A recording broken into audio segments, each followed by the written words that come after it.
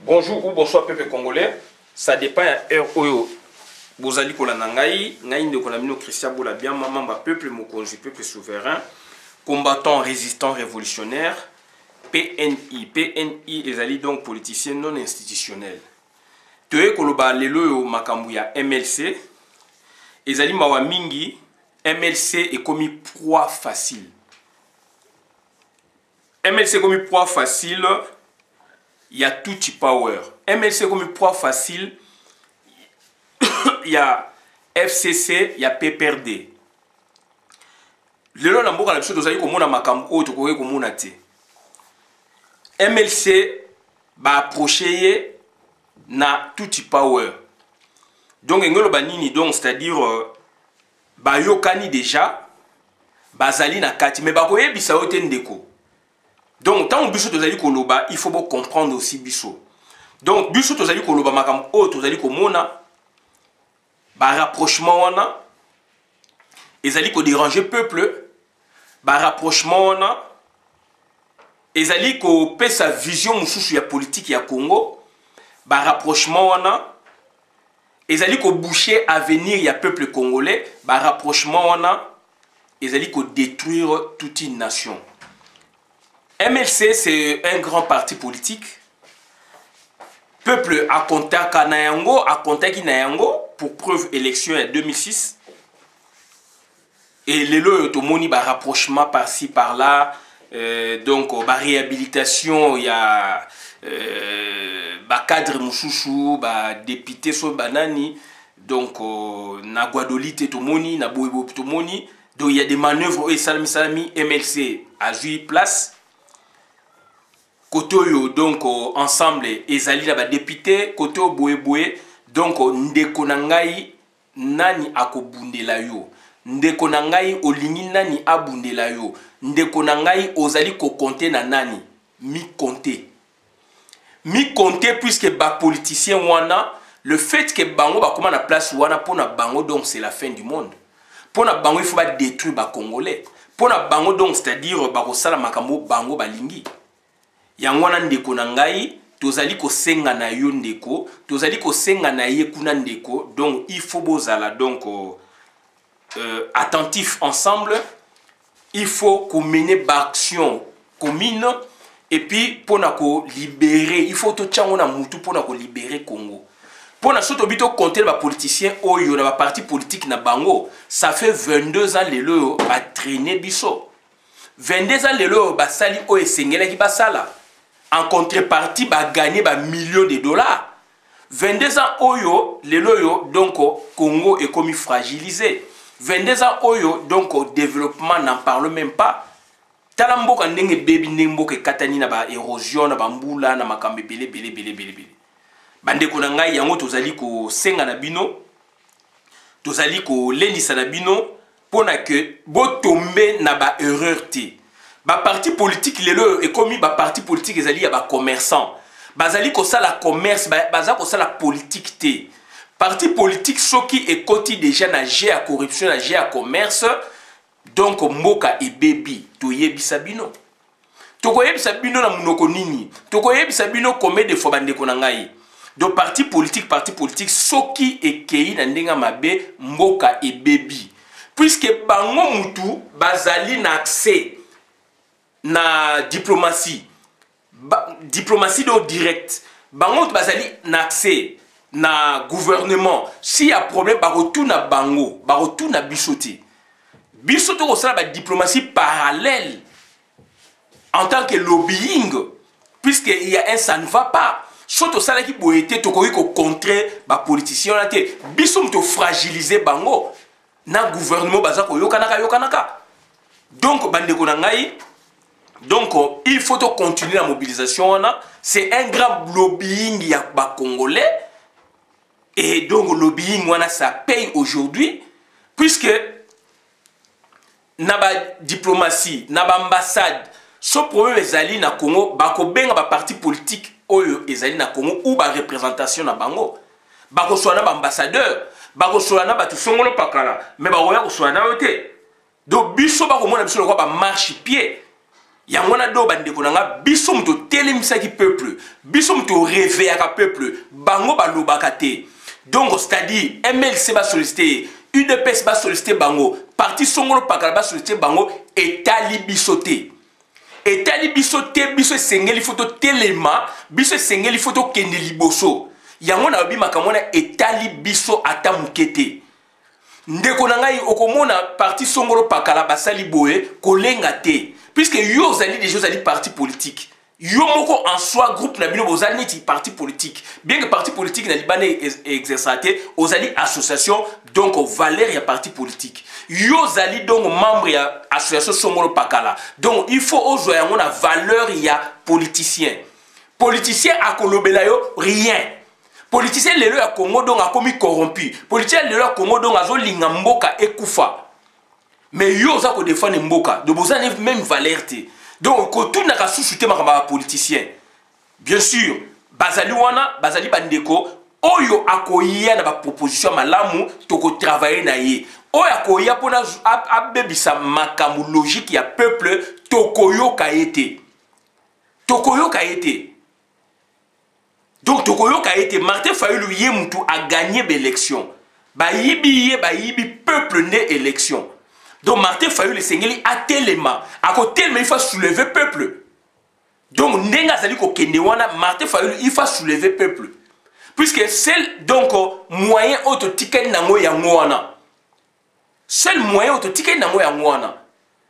À cette proposition il y a plein de crises, sortie de crises. Mais na ba source aujourd'hui bango kuna ba profiter na occasion na ba sali makambu baza ko sa makambu na ndenge na bango. Et tokotala nani akomema peuple na voix wana. Tokotala nani akomema peuple na voix ya KO.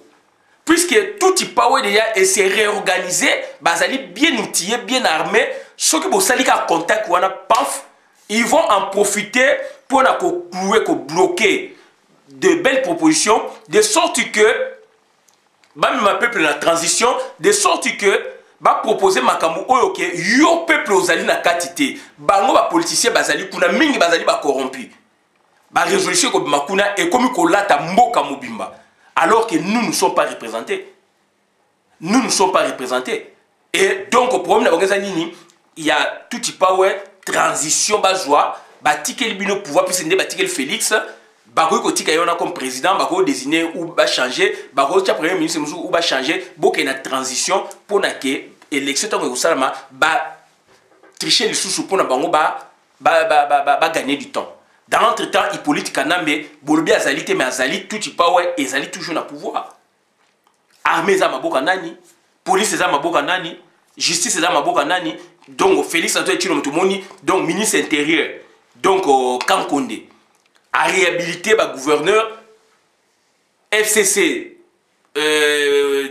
ex-directeur il y a cabinet il y a Hippolyte Kanambe il a parlé premier ministre a lobby va manquer respect mais bandeko nanga siko tozo kende wapi tozali ko kende wapi donc bandeko nanga raison pour laquelle tozali ko senga na bino il faut se réveiller politique ya mboka soki oboyi yango et ko s'intéresser na yo ezali loi normale. Ce qui yo lingi ko s'intéresser na politique ya mboka na yo te, politique ya mboka na yo e ko s'intéresser na yo. Ndeko est-ce que yo ye bien? Yango tozali ko senga na bino bandeko, il faut bozala donc attentif ensemble, toza ko senga na bino, il faut bo se réveiller, toza ko senga na bino ce qui marche ezali bokende. Toza ko senga na bino ce qui problème ezali ya mboka bokende. Batwana baza ko banga ka biso, bazali ko banga ka diaspora. Donc yango wana bandeko na ngai nazali ko senga bino les 14 oyo, donc il faut biso nyoso toza na Bruxelles. To défier batwana, force na biso yango wana. Bazali ko jouer pour na ko détruire combat. Lelo tozali na 2 concerts déjà ezali proclamés. Est-ce que bandeko na boye bien 2 concerts déjà ezali programmés déjà dans la 2020. Le 28 février 2020 na Bercy. Donc Arena Hôtel donc le yango ezali ex Bercy, Arena Hôtel donc takobeta Fally Ipupa. Et puis deuxième concert ezali le 29 s'il vous plaît, même mois. Wapi na Bruxelles 50e anniversaire ya Zaiko donc Nyoka Longo alobaki yango na ndie na vidéo hier.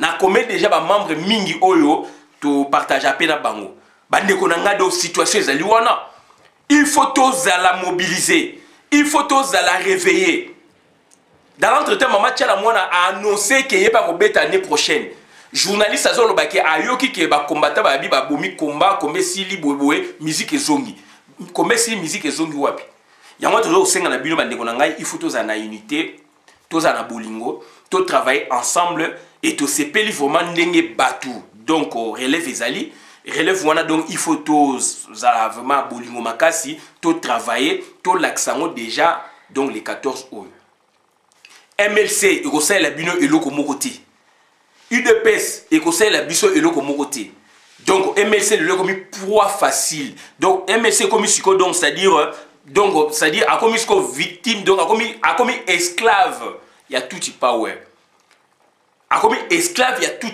power puisque Jean-Pierre Bemba ndenge ba condamné donc avec sursis donc il y a une année et bango bazali ko jouer na une année oyo et ils vont accélérer de sorte que ba niata MLC ba bandi ango déjà c'est salami UDP c'est Koufa Palu c'est Koufa MLC yangwana ce que ezali ko kende MLC donc comme proie facile bande ko ngai donc à moins qu'il y ait un miracle mais MLC ezali le proie facile mais to komona bakendeki komona donc Nadolphe Mouzoud bakendeki komona donc secrétaire général donc représentant secrétaire général ya ONU madame wana l'algérienne o yazali ya secrétaire représentante ya secrétaire général ya ONU madame donc l'algérienne donc na Congo ya MONUSCO bakendeki komona par rapport à la situation à Beni et qu'est-ce qu'ils ont dit bandimi que donc MONUSCO etikala mais biso population to bi MONUSCO fait kende. Donc, bango c'est la mouka, donc c'est opposition. Bandimi, ba sololi, ba kela ba phrase, mais en définitive, donc, balini, donc, MONUSCO etikala. MONUSCO etikala. Mais biso population, vu que MONUSCO est allé défaillante, tout le faut MONUSCO est kende. Donc, tout ça même langage té. Tout ça appelle bango même langage té. Puisque biso tout la vision, boé bango ça vision moussoussou. Donc, bande konangai, donc, tout ça dit que senga na population congolaise en général, na diaspora en particulier.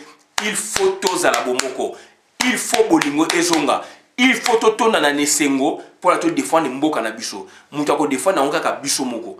Mutu muso ko défendre na zate.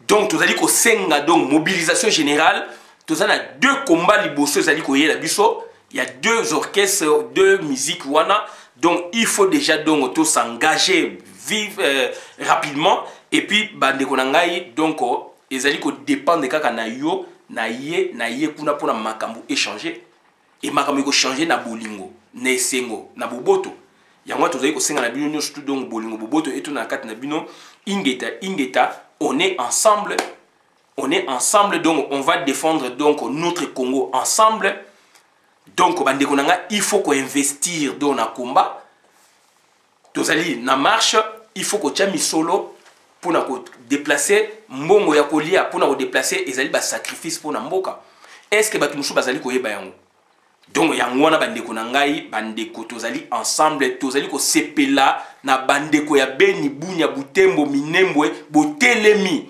bino batu boyebi batu wana bo rejeter bango na ba proposition ba pesa bino bandeko na biso donc soki bozalaki na amour te bolakisi nde Congo ekei. Et na esprit bino bozana ngo soki bozana Kinshasa est tombé donc tout y parle ekei yango wana tozali ko pesa bino makasi tozali ko kumisa bino tozali donc tokomi donc ça dit tozali ko flatter bino te mais ça dit tozali ko pesa bino makasi to beta bino maboko na ba action oyo bozali ko sala na terrain William Yakutumba bamba imai nyonstu losako biso pe koto tozali pe ko buna même combat. Yangona relais fait zapper na Kinshasa babu na même combat. Yangona tozali ko singa ba nyosu ingeta victoire eza côté na biso ekotika ya biso tozali bana somi bana ya tata moko mama moko ekolo moko tolobi merci donc victoire eza côté na biso ekotika ya biso tolobi merci.